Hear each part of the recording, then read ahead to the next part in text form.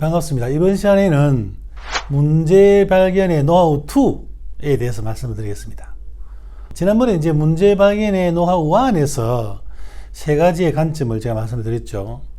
현장에 이제 문제는 워낙 다양하게 발생이 되기 때문에 그것을 어떤 관점으로 접근해서 문제를 찾아낼 거냐 하는 그 포인트가 상당히 중요하다 그랬습니다. 문제 발견의 포인트 1에서는 부공정, 고객의 관점에서 문제를 찾아내라.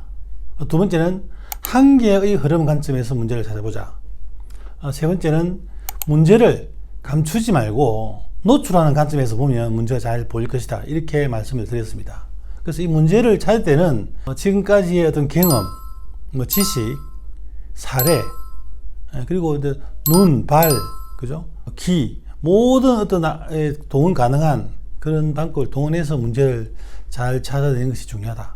그래서 이번 시간에는 또 다른 관점에서의 문제 발견의 노하우 2에 대해서 말씀을 드리겠습니다. 첫 번째 관점은 정미 작업의 관점입니다.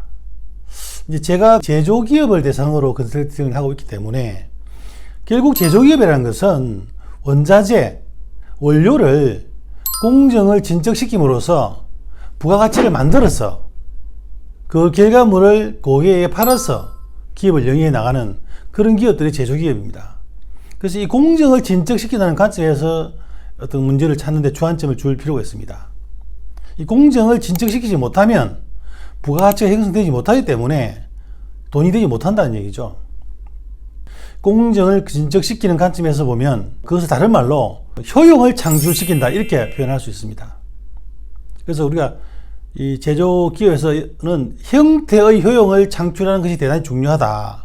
제품의 형상을 또는 성질을 바꿔 나가는 것이 대단히 중요하다. 예를 들어서 이제 뭐 가공을 한다든지, 뭐 절삭을 한다든지, 뭐 조립을 한다든지, 뭐 페인팅, 도장을 한다든지, 뭐 구멍을 뚫는다든지, 이게 어떤 그 제품의 또는 원료의 성질이나 형상을 바꿔 나가는 과정들이죠. 그런 과정을 통해서 부가가치를 만들어내기 때문에 사실은 그런 순간들이 아니면 다 문제다. 이렇게 이제 보는 관점이죠. 간단하게 말씀드리면, 물건을 보관하거나, 뭐 운반하거나, 검사하거나, 그죠? 창고에 뭐 저장을 하거나, 이런 부분들은 부가가치를 형성시키지 않는 시간이다 얘기죠. 다시 말해서 형태의 효용이 창출되지 않는 시간이기 때문에 그런 관점에서 보면 문제를 잘 찾을 수 있는 것입니다.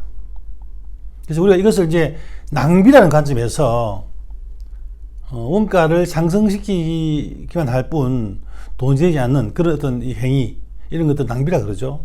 이 낭비의 발생 관점에서 보면 문제를 쉽게 찾을 수 있다. 이렇게 얘기할 수 있습니다.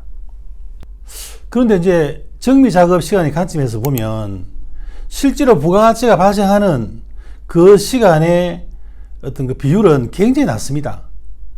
그 순간만 부가가치가 발생되는 것이고, 예를 들어서 뭐 조립을 하거나 뭐 가공을 하거나 이렇게 할 때 보면 그것을 하기 위한 준비 작업, 뭐 세팅 작업, 물건을 잡는다든지 이동한다든지 대기한다든지 하는 부분들은 낭비로 본다는 얘기죠. 그러면 그 정미 작업의 비율은 굉장히 낮은 겁니다.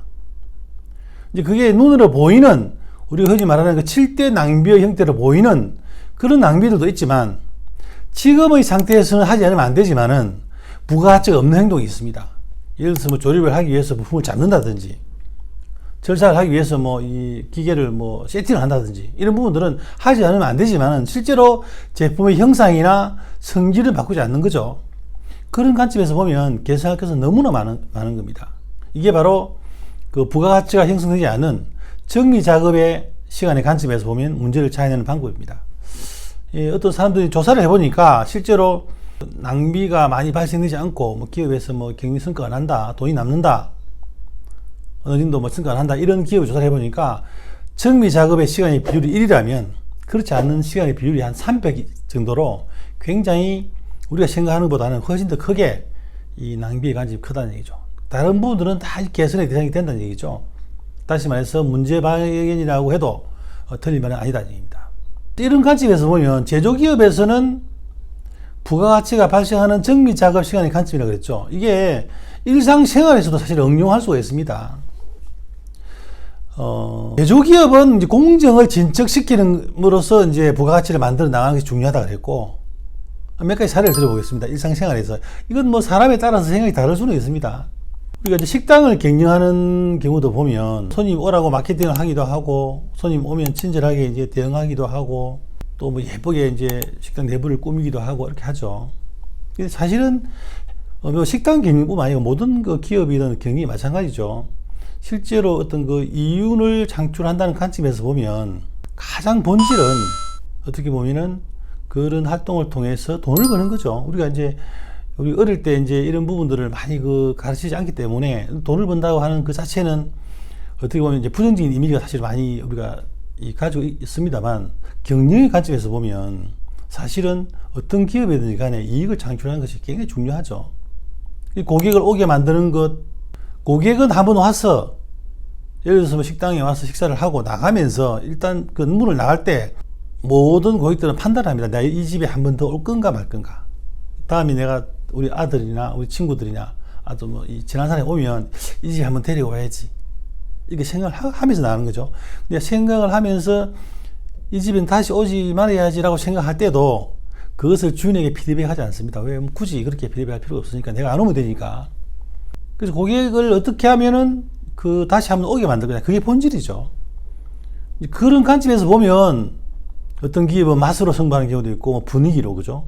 또는 뭐 친절함으로 또는 서비스로 이렇게 여러 다양한 관점에서 접근합니다만은 그런 관점에서 보면 개선할 게 많다는 얘기입니다. 지금 이제 말씀드린 것은 문제를 찾아서 개선하기 위함입니다. 그래서 모르면은 사실은 고객한테 물어보면 됩니다.